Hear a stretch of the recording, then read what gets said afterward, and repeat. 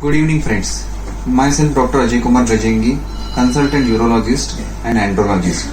So today I am going to talk you about prostate, basically benign enlargement of prostate.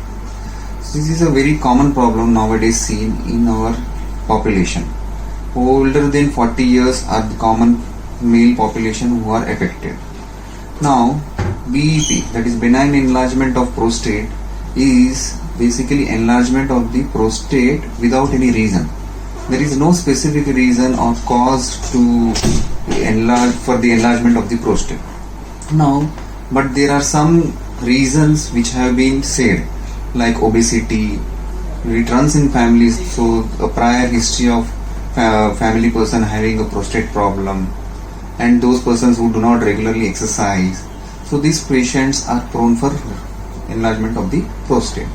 Now, prostate itself is not a disease. When the enlargement of the prostate causes symptoms, then only we need to treat them. If the prostate is enlarged and there are no symptoms or no signs, then we do not need to treat them. So what are the symptoms?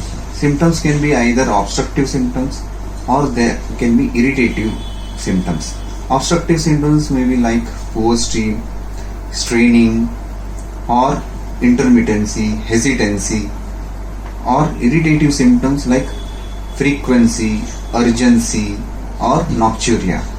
These symptoms may be all together or there may be one or them.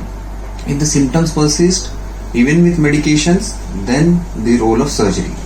So, even if the medications take care and the prostate gives trouble, then we have to go for minimally invasive surgery, which are either in the form of TURP or laser surgeries. Nowadays, these surgeries are easily done without any major issues. So, if there is any issue with your prostate, so please consult your urologist. Thank you.